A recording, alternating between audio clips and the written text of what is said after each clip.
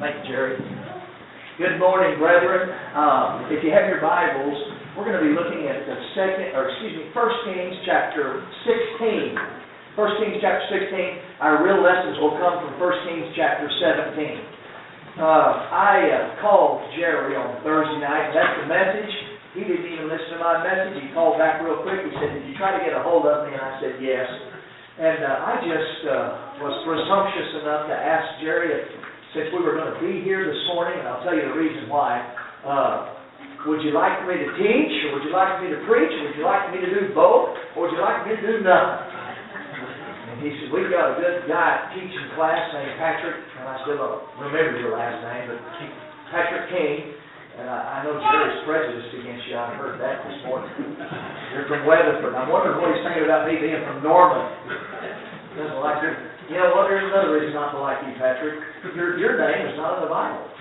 You're married to a family of wife and kids. Your names are all in the Bible. That's another reason I don't like you. Just kidding. But Jerry was kind enough to say, "Why don't you go ahead and preach?"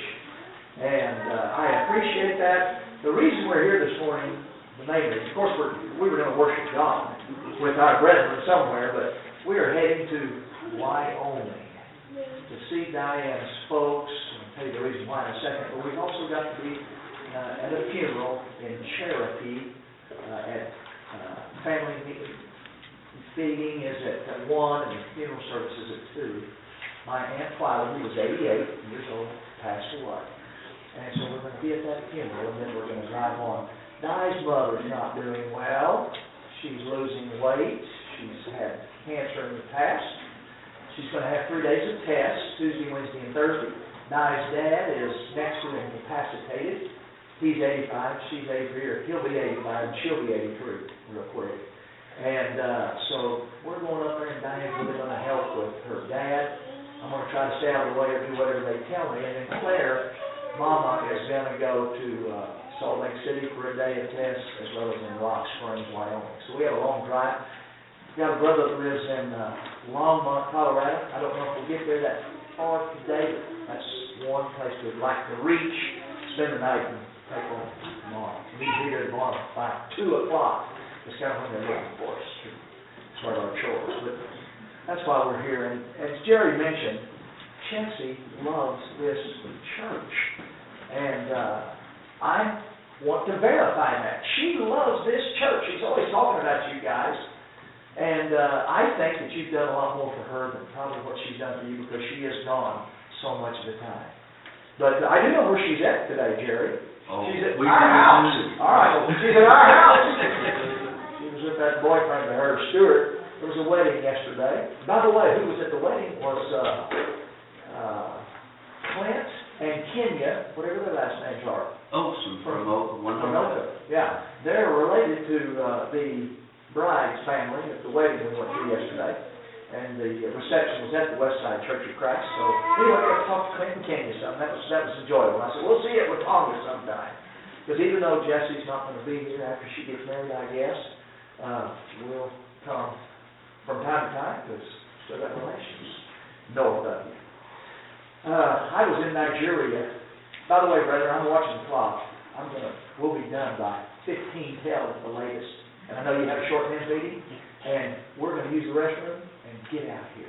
And we hate to be that way because we'd love to talk with you a little bit more, be more friendly than we're going to be, but today we've got to drive. But I was in Nigeria the first part of the year and got back 2 weeks ago yesterday. And, I heard Mike say something about a grandparent's love. Well, we're grandparents now, too. And Alyssa, Jesse's sister, had twins January 19. And while I was in Nigeria, and Diane and Rebecca just moved in with Brian and Alyssa and those 2 twins the whole time I was gone until the night before I came back. At which point I said, "You've got to be in the house by the time I get back." And but we babysit for them a few times already. Of course, we go over and see them every time we can. And there is no love like the grandparents going to have those kids. We're just enjoying that so much. But I brought a letter with regard to my trip to Nigeria. I'll let you put that on the bulletin board. It's just a summary report. At the end, it talks about a request for some money. We're going to have a Nigerian family come over here, Lord willing, mid-July to mid-September. Somebody that I work with who influences the Nigerian Brotherhood in a big way, Sylvester Mogo. And so ignore that third page of that letter, but the first two pages will tell you about my trip. And that's what my ministry is involved in, is Nigeria. And I travel a lot of weekends to talk to congregations who are involved in supporting Nigerians. So I want to leave that behind. Now, brethren, I saw on the marquee Levitical offering, so that was probably what you were going to preach on this morning. Well, at least we're staying in the Old Testament, Jerry. Not Leviticus. I could refer to Leviticus here, but what we want to talk about today is something I believe that it's going to have three lessons for us. One is the primary lesson, and I'll really harp on that. But the other two are just as valuable. I don't know that one is more valuable than the other, but I'm really going to harp on one. But I know, as Jerry prayed and hoped that this would be beneficial to us all, I know this will be. So, and I know the young people will be ready to gain something from this too when we start talking about getting into it a little bit here. By the way, Willie Franklin was at our house Thursday night. We told him where we'd be Sunday. I didn't know he was going to be there. I called home before I left the office about 9 o'clock. Now, get ready to come home like I always do. She said, well, guess who's here? Willie Franklin. Okay. So that was a late night for us. So when we told him we'd be here on Sunday, he said, well, tell him we said hello. Willie and Pamela passing through. Had a good visit with him. To set the stage for where we're going to be in 1 Kings chapter 16, I'm going to read the last few verses of that chapter in just a minute. But this is a story that will benefit us from the days of the divided kingdom. Now, you know Israel's history. You know that there were 15 judges of Israel. The book of Judges talks about that. And we get into the book of 1 Samuel. You read about Samuel. Samuel, as the way I remember Judges, was judge number 15, but he had some sons, and they were evil. They were just wicked. And the people came to Samuel towards the end of Samuel's career and said, we don't want your sons to be our judges. We want to have kings. We want to have kings. We want to be like the nations around us. And that provoked Samuel to cry and pray all night to God. And how upset Samuel was about this. And God said, stop. This is how it's going to be. I'm going to give them what they want. They're going to find out they're not going to like what they want. But I'm going to let them have that king. And you know, the first three kings, that he's ruled 40 years. King Saul, then King David, then King Solomon. Now, God blessed Solomon with unbelievable wisdom. In 1 Kings chapter 11, in the early verses, you find out, man, Solomon got married to 300 wives and he had 700 concubines. And his wives pulled his heart away from Jehovah God. And in those early verses of 1 Kings 11, you find out that God says, Solomon, I warned you twice about this, not to do this. And because you've done this, I'm going to take the kingdom from you. Not all the kingdom. I'm going to leave one part with you. That was the part of Judah and Benjamin. Benjamin had almost been wiped out not too many years before. You read that story in Judges. But I'm going to leave one part with you because of your father David. I thought so highly of him. Now, he was a man after my own heart. But I'm taking the rest of your kingdom away from you because you've been this way. We read in the rest of 1 Kings chapter 11, God raised up three enemies for Solomon. The third enemy that's talked about is a guy named Jeroboam. Now you find out that Jeroboam was a servant of Solomon's, and he was a loyal servant. He was a good servant. He was a good fighter. But Ahijah the prophet came to Jeroboam and said, God's going to give you most of this kingdom. Ahijah had a new robe, tore up his new robe, gave 10 parts to Jeroboam, says, you're going to have 10 parts of this kingdom. One part's going to stay with Solomon and his descendants, but you're going to get 10. And if you'll stay faithful to me, I'll see that somebody out of your seed will always be king over this part of the kingdom. Solomon heard about this. He was upset, and Jeroboam fled for his life to Egypt. In Egypt, at some point, Solomon dies. The people get Jeroboam to come back, those northern tribes. They come before Solomon's son Rehoboam, who's the next king, and they say, Rehoboam, if you'll lighten up on us, we'll serve you. Rehoboam consulted with the old advisors. They said, lighten up, let the people serve you. Talked to the younger advisors. They gave him the opposite advice. He took the young counsel, and he told the people, you think my dad's a tough? I'm really going to be tough on you. You know I'm paraphrasing. And so Jeroboam and the 10 tribes said, well, we're not going to have anything to do with this. To your tents, O Israel, because we don't have a part in Judah. And so there was going to be a battle. Rehoboam mustered up troops and got ready to fight, but God stopped him and said, no fighting. This is from me. This is how I want it.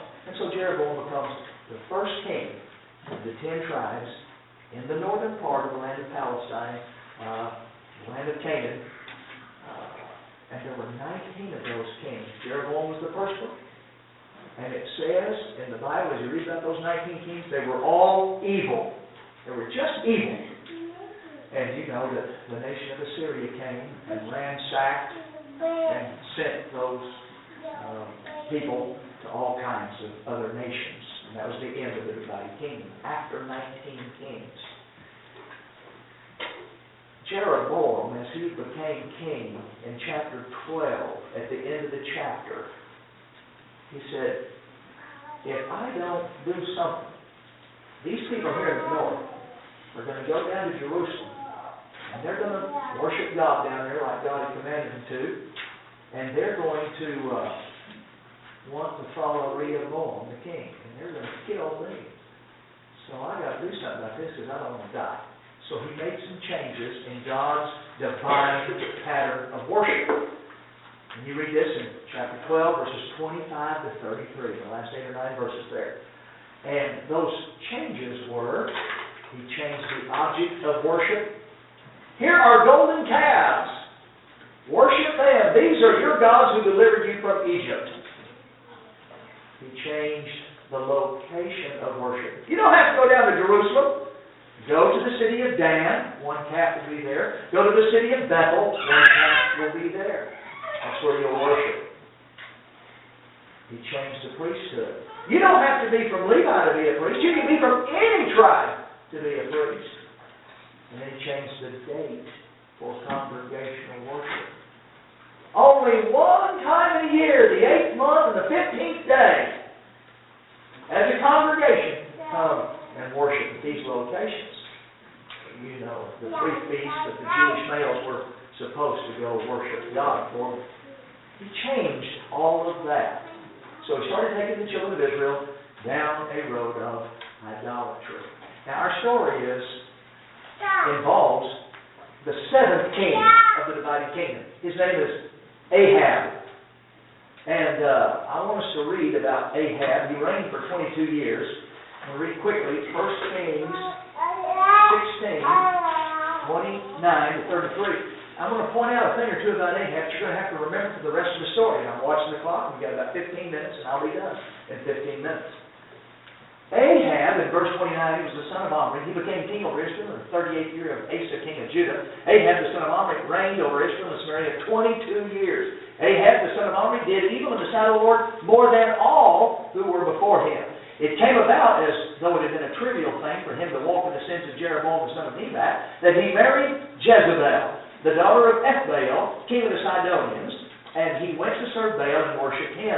And so Ahab erected an altar for Baal in the house of Baal, which he built in Samaria. Ahab also made the Asherah, the female counterpart to Baal. And thus Ahab did more to provoke the Lord God of Israel than all the kings of Israel who were before him. When Patrick and Sarah began to look for names for their daughter, I'm sure that even though Jezebel's name's in the Bible, they said, that's not what Ahab. You know about Ahab and his horribly wicked wife, Jezebel. I don't like to go on a tangent here, but she was a bad lady. Her dad was the priest of Baal, and I've read in a commentary, Ethbaal, he was the high priest of the religion of Baal. And the way I've got it figured, and I might be wrong, Jerry, but the way I've got it figured, Ahab, as 7th king of Israel, did more evil than all the kings who were before him. Well, how so? Because they were all evil too. It looks like what he tried to do was to establish Baal.